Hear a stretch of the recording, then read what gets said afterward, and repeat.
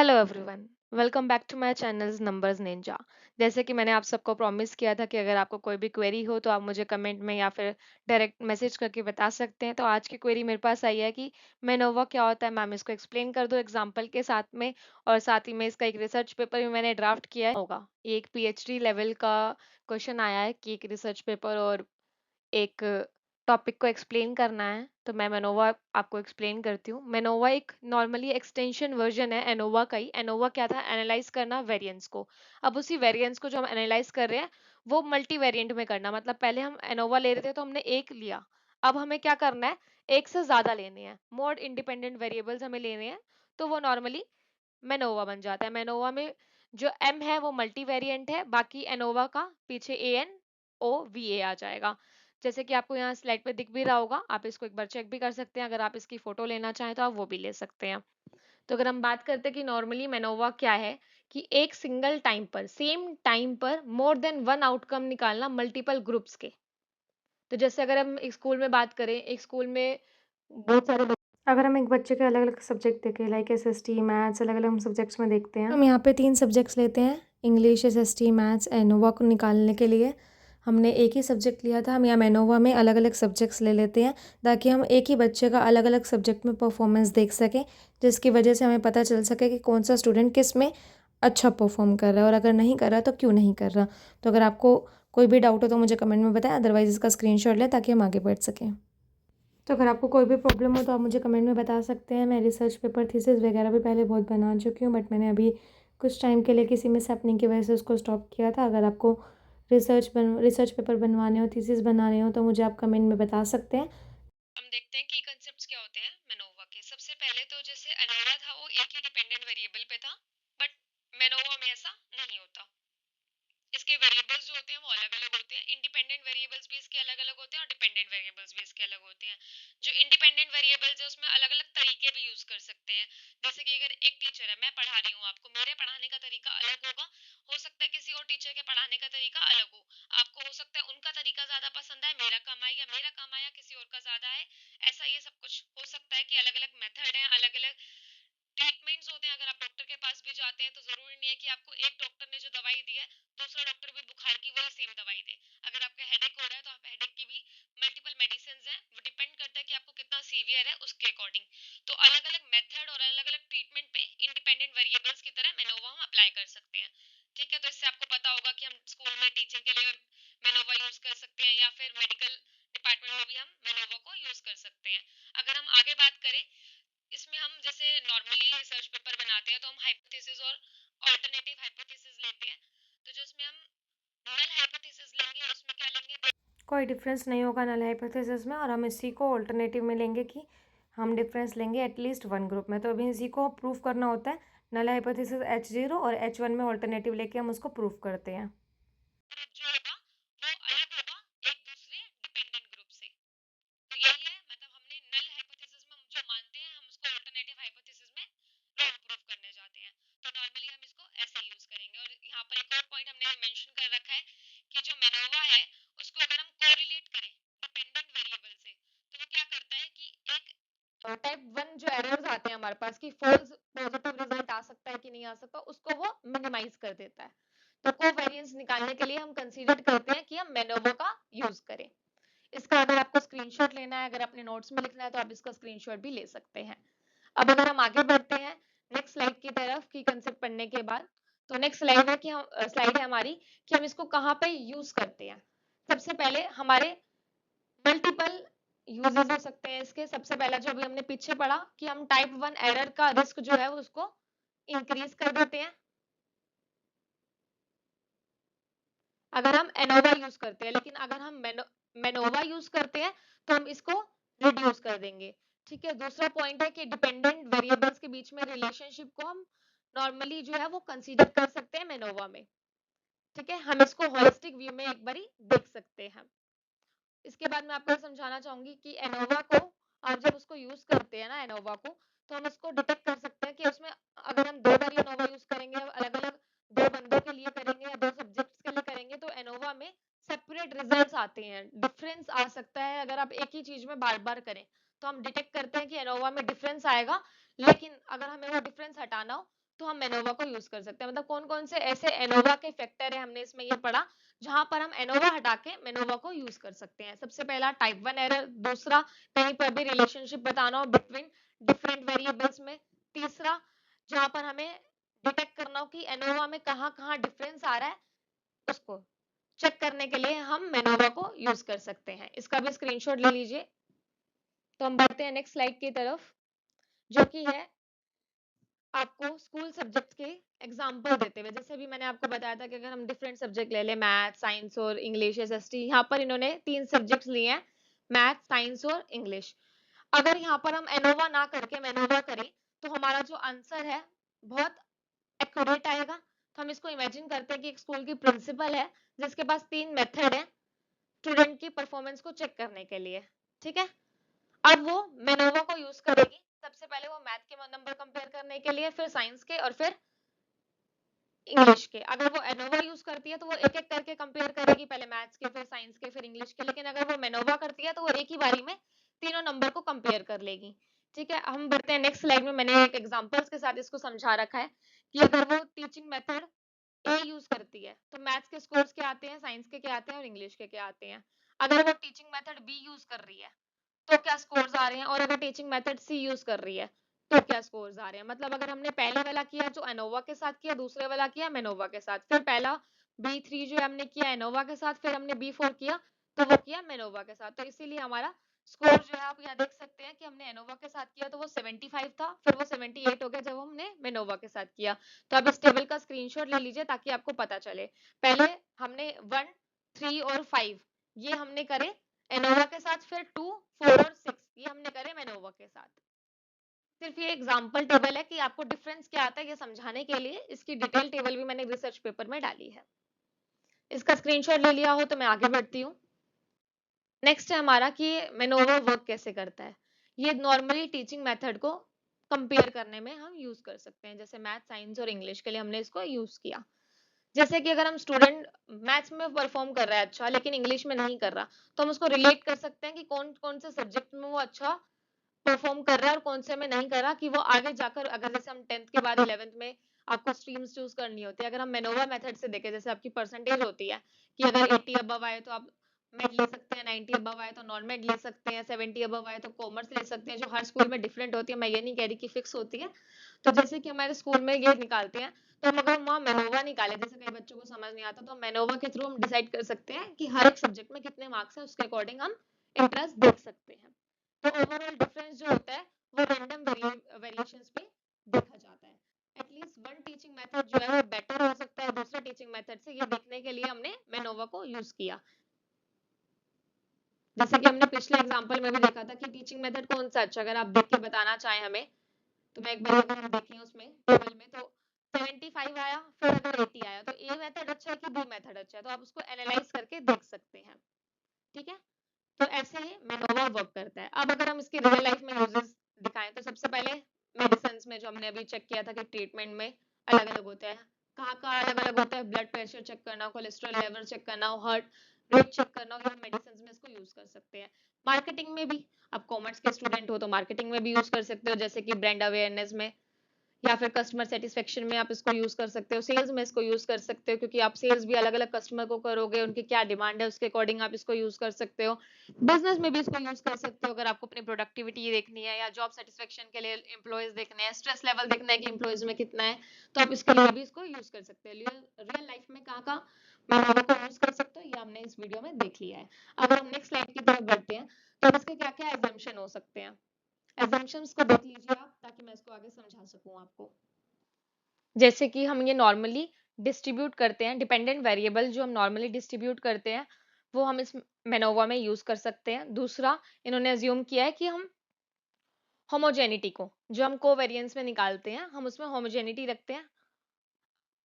कैसे रखेंगे कि सारे जो हैं वो इक्वल ग्रुप्स होंगे। जो हमारा बॉक्स एम टेस्ट मेथड होता है उसको हम यहाँ पे लेके चलेंगे, अज्यूम करके चलेंगे। उसके बाद वो बोल रहा है कि डिपेंडेंट वेरिएबल्स को हम लीनियर मान के चलेंगे, और हम ये मान के चलेंगे कि जो डिपेंडेंट वेरिएबल्स हैं वो हाईली कोरिलेटेड नहीं है एक दूसरे से। तो ये हमने कुछ assumptions लिए हैं जो एक मेनोवा में करते टाइम हमें ध्यान रखनी चाहिए। आप इसका स्क्रीनशॉट ले लीजिए। तो हम बढ़ते हैं नेक्स्ट स्लाइड की तरफ कि हम इसको स्टैटिस्टिकली कहाँ-कहाँ यूज़ कर सकते हैं। तो हम ये देखते हैं कि कहाँ-कहाँ हम इसको यूज़ कर सकते हैं और क्या-क्या मेथड है।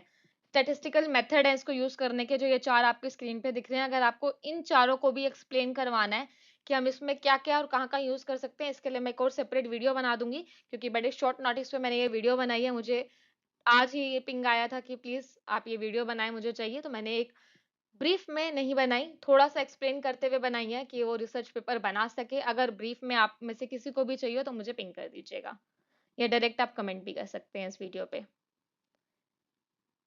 नेक्स्ट स्लाइड की तरफ बढ़ते हैं। अब हम देखेंगे कि रिसर्च पेपर में हम क्या-क्या करते हैं। सबसे पहले तो गाइज़ रिसर्च पेपर में आपको एब्स्ट्रैक्ट लिखना होता है। मैंने यहाँ पर एक लिखा है कि हम मैथ, साइंस और इंग्लिश में ट्रेडिशनल एनोवा की जगह हम एनोवा को रख रहे हैं। मल्टीपल डिपेंडेंट वेरिएबल्स होते हैं इसमें एक इंटर रिलेशनशिप होता है। गाइज़ मैंने ये ड्राफ्ट रेडी किया है। मैं ये नहीं कह रही कि आप सारा रिसर्च पेपर यही लिख के जाएँ।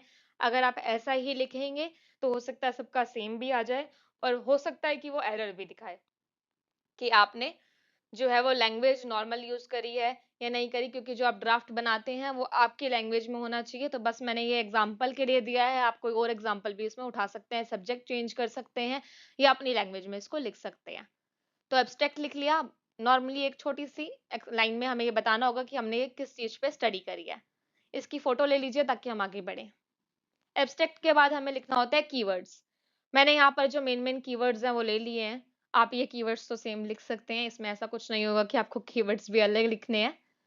कीवर्ड्स लिखने के बाद हमारा थर्ड टॉपिक आ जाएगा इंट्रोडक्शन। इंट्रोडक्शन में हम लिखेंगे कि हमने क्यों ये करना सोचा कि हम मैनोवा से करेंगे, और मैनोवा में क्या एकेडमिक हम इसको यूज़ कर सकते हैं जिससे एजुकेशन में सक्सेस मिले। तो इसको मैंने अपनी लैंग्वेज में थोड़ा लिखा है, आप इसको पढ़ लीजिएगा, और अगर आपको कुछ और भी डाउट हो तो मुझे कमेंट में बताइएगा। इसका भी स्क्रीनशॉट ले लीजिए गाइस। इंट्रोडक्शन के बाद हम बात करते हैं ऑब्जेक्टिव ऑफ स्टडीज की। अगर हम कुछ भी स्टडी करते हैं तो उसके कुछ ना कुछ ऑब्जेक्टिव होंगे। सबसे पहला ऑब्जेक्टिव्स का मैंने ये लिया है कि मैथ, साइंस और इंग्लिश को हम इकट्ठे इफेक्ट में देख सकते हैं कि एक ही बार में एग्जामाइन कर सकते हैं कि कौन-कौन से बच्चे के किस-किस मेथड को यूज़ करके कितने मार्क्स आ रहे हैं। दूसरा मैंने बोला है कि कौन-सा टीचिंग मेथड इफेक्टिव होगा, कंपेयर कर सकते हैं तीसरे में, दूसरे में डिटरमाइन है, तीसरे में कंपैरिजन है, तो इसके ऑब्जेक्टिव हो गए हैं। इसका स्क्रीनशॉट आई होप आप लोगों ने ले लिया हो। तो मैं नेक्स्ट स्लाइड की तरफ जाती हूँ। Literature literature review. गाइस ये बहुत इंपॉर्टेंट है। इसमें हमें ये बताना होता है नॉर्मली कि ये वाली जो हमने स्टडी करी है, इससे पहले किसने क्या स्टडी करी थी, उसमें हमने क्या देखा, किसको हमने चेक किया, या हम किस पर्टिकुलर बंदे के ऊपर हम ये बना रहे हैं। अगर हम कोई भी रिसर्च बनाते हैं तो हम रिसर्च पेपर में हम बाकियों ने क्या-क्या रिसर्च करी होती है वो देखते हैं। तो मैंने जो है वो स्मिथ एंड जॉनसन के लिए 2021 के ऊपर, और एक ब्राउन एंड हिज फ्रेंड्स 2020 के ऊपर लिया है। जो मैंने 2 एजुकेशन के ऊपर लिया है, मैंने यहाँ पर नाम मेंशन कर दिया है। आप अपने हिसाब से कोई और भी ले सकते हैं। अगर आपको डिटेल रिसर्च पेपर मेरे से बनवाना है ताकि आप सबमिट कर सकें, उसके लिए भी आप मुझे कमेंट करें, बट वो जो होगा उसके कुछ चार्जेस होंगे, वो मैं आपको बता दूँगी।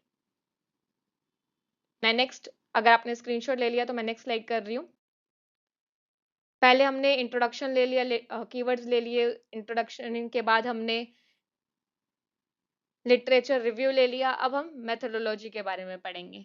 इसमें क्या-क्या होता है, सबसे पहले रिसर्च डिज़ाइन करेंगे, फिर सैंपल सिलेक्शन करेंगे, फिर वेरिएबल के बारे में बताएँगे। मैंने इसको नॉर्मली 4 से 5 पार्ट्स में डिवाइड किया।